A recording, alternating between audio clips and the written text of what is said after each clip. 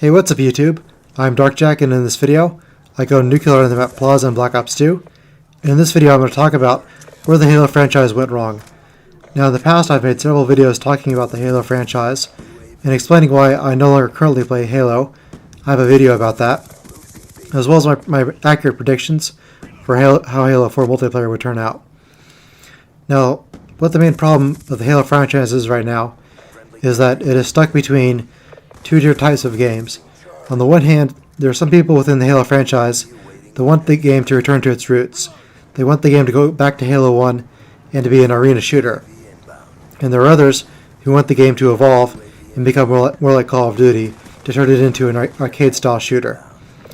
Now, the main problem that the Halo franchise has made is that they have tried to turn the Halo franchise into an arcade shooter from an arena shooter. And so if you look at Halo 1 through 3, those games were defined by roughly symmetrical maps, with everyone starting out with the same weapon, no loadouts, no sprint, no armor abilities. Everyone was on a level playing field.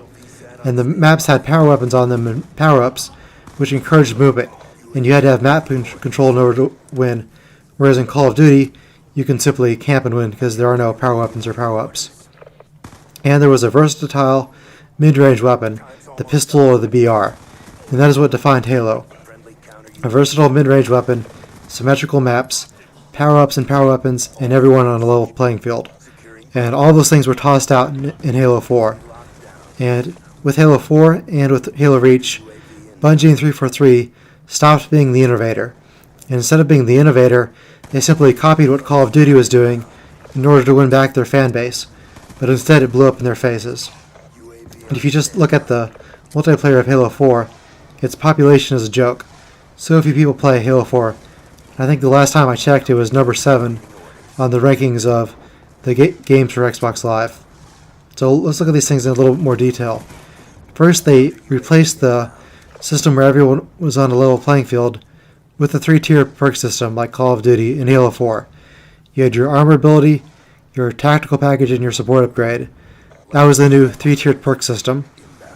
You had joining games in progress in Halo 4, which can be a good thing because lobbies and games will fill up, but the problem though is that with people who play solo, they are punished for people quitting out, just like in Call of Duty. Also, the loadout system that was introduced in Reach was just expanded upon in Halo 4, as opposed to having everyone on a level playing field. Then in Halo 4, they introduced support kill streaks in the form of ordnance drops, so that way, after getting a certain number of kills, the kill streak or power-up would drop from the sky, or it could be a power weapon, rather than collecting the power-ups and power weapons strategically placed throughout the map in order to promote map control. Also, they removed the starting power weapons and power-ups from the game in Halo 4, and in Halo Reach, they replaced power-ups with armor abilities. And so in Halo 4, you have the power weapons randomly fall from the sky. And they did this in order to lower the skill gap as much as possible to make the game more accessible to new players. But in the process, they abandoned and alienated their hardcore fan base. And they added overpowered armor abilities to the game, like Regeneration Field, Promethean Vision, Sing Through Walls, Active Camo, and the Jetpack and Armor Lock in Halo Reach. Though they abandoned Armor Lock in Halo 4, which was a good thing. And they screwed over bumper jumper users like myself in Halo Reach by adding the Jetpack, so you couldn't use the Jetpack and aim at the same time. They could have fixed the problem by making it so that by holding down on the bumper, you use your armor ability after jumping, like you would with an assassination on the right bumper. And then in Halo 4, not only can you use the jetpack, but you can also sprint. So you can have sprint and jetpack at the same time, which is totally overpowered. And there aren't simply enough buttons on the controller for people using bumper jumper to be able to jump and sprint and use an armor ability at the same time. And they removed the 1 to 50 ranking system from Halo 2 and 3, in Halo Reach and Halo 4, and replacing it with the Call of Duty ranking system.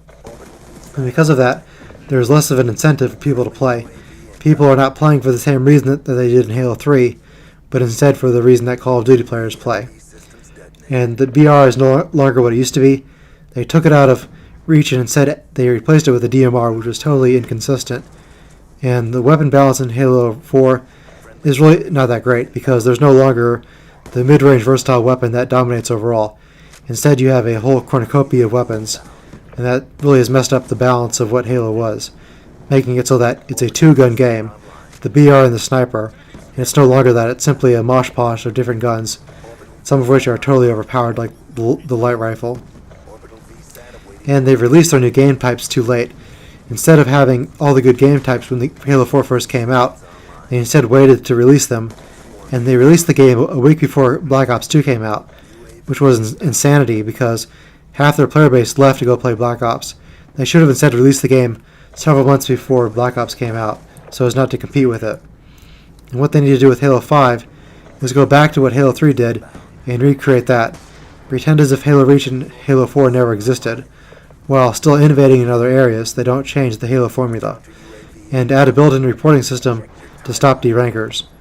Because even though Halo 3 was a great game, it was plagued by derankers, so if you have a built-in reporting system, it would put a stop to that.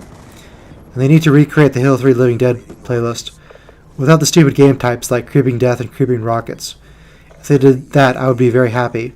And I would certainly buy an Xbox One for that without question. Just give me back my Halo 3 Living Dead without the overpowered zombies of Halo 4 or the dumb game types that it has always had. Hope you guys enjoyed this video, and I'll see you later.